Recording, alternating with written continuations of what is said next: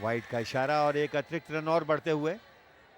हम चर्चा कर रहे थे कि इन अतिरिक्तों पर कहीं ना कहीं निगाह रखनी होगी, अंकुश लगाना होगा गेंद की दिशा पर।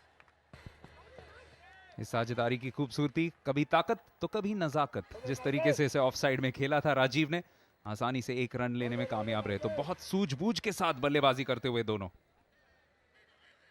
ताकत, नजाकत और साथ में नफासत भी। कलाइयों की मदद से बॉल को हल्के से प्लेस किया और अच्छा तालमेल। हालांकि थोड़ा सा स्ट्रगल करते हुए दिखाई दे रहे थे, लेकिन अंतिम समय में अपनी क्रीज में पहुंच चुके थे।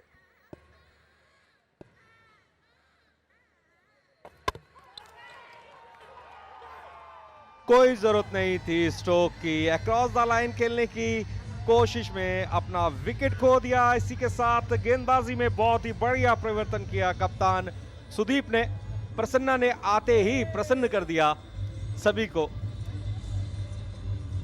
बिल्कुल सही बात, क्योंकि पहले ही ओवर में इतना दबाव बनाने की कोई जरूरत नहीं। अच्छी गेंदबाजी कर रहे थे इस ओवर में और शुरुआत की थी एक वाइड से जिसमें 3 रन मिले भी थे। यहाँ पे एक बहुत अगली हॉइक आप कह सकते हैं। ये आप पेशेवर क्रिकेट में आमतौर पे नहीं देखेंगे, क्योंकि बिल्कुल अक्रॉस द लाइन पूरा लाइन मिस कर गए और उसी के बाद काफी मायूस, क्योंकि एक 50 रन भी उनके पास बन सकते थे। अर्जुन 45 पे आउट, 83 पे 2 केरला।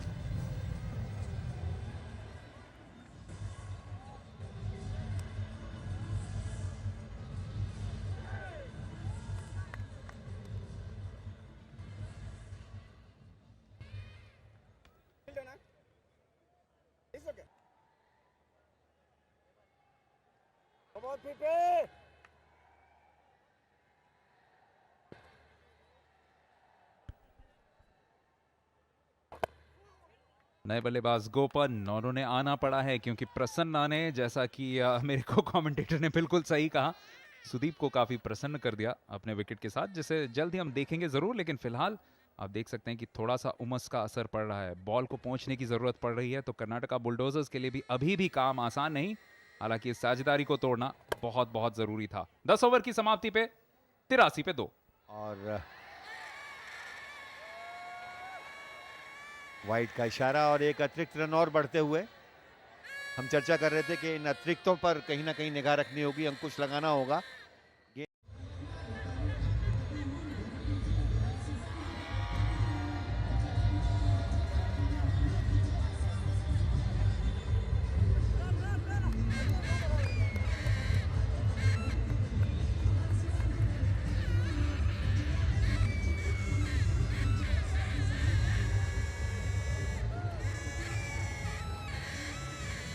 और अब ज़रूरत है यहाँ पर जोखिम उठाने की। तो ये एक सफलता नंद कुमार और एक सफलता बैनी को। बाकी इकोनॉमी रेट में यदि देखें तो एक ओवर में 5 रन वहाँ पर एम मोहन, और सबसे महंगे रहमान जिन्होंने के 11 रन दिए।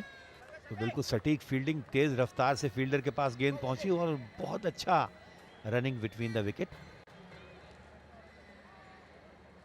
तो अरुण बेनी अपने तीसरे ओवर के साथ आते हुए, पहला ओवर उनका कमाल का था, उसमें एक विकेट भी उन्होंने चटकाया था जो कि ध्रुव शर्मा का था और सिर्फ 3 रन दिए थे। दूसरा ओवर थोड़ा सा महंगा साबित हुआ था, लेकिन यहाँ पे किस तरीके से वापसी करते हैं। और मदन मोहन जी ने जो काम किया था दूसरे छोर पे, सिर्फ 5 रन दिए थे, उसे बरकरार रखना पड़ेगा। पर राजीव रोके नहीं रुकेंगे। लीग से हटकर बड़ा जोखिम नहीं उठा रहे हैं, स्ट्राइक रोटेट करके तसल्ली कर रहे हैं और विकेट्स को इंटैक्ट रखना चाहते हैं आखिर तक। कहीं बड़े स्ट्रोक्स जब लगाएं तो मुश्किलात पैदा कर पाएं और दर्शक झूमते हुए, आनंद लेते हुए इस संघर्षपूर्ण सीसीएल के अंतर्गत क्रिकेट मुकाबले का। जवाहरलाल नेहरू इंटरनेशनल स्टेडियम, जो कि कितने ही ऐसे अवसरों का साक्षी रहा है। भारत और ऑस्ट्रेलिया के बीच में यहाँ पर पहला ओडीआई खेला गया था 1998 में।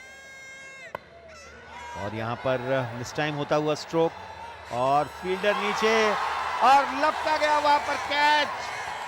और देखना यह है कि थोड़ा सा वहां पर मुश्किल। ऐसे ही प्रयास पूरी तरह से एक टीम को आंदोलित कर देती है। मणिकुट्टन, बहुत बहुत अच्छा उनका प्रयास। थोड़े से ऐसा लग रहा है कि चोटिल हुए हैं, लेकिन उनका उपचार या प्रचार वहां पे जरूर होगा उसके बाद। लेकिन फिलहाल यही देखिए, बड़ा विकेट, क्योंकि प्रदीप बहुत खतरनाक लग रहे थे, लेकिन थोड़ा सा उन्होंने मिस टाइम कर दिया। दूसरा विकेट, दूसरी सफलता यहाँ पे अरुण बेनी के लिए। और मणिकुट्टन जिस तरीके से गिरे, ऐसा लगा कि शायद उनके कंधे पे चोट लगी हो, लेकिन बड़ा विकेट यहाँ पे, और इसी की वजह से केरला स्ट्राइकर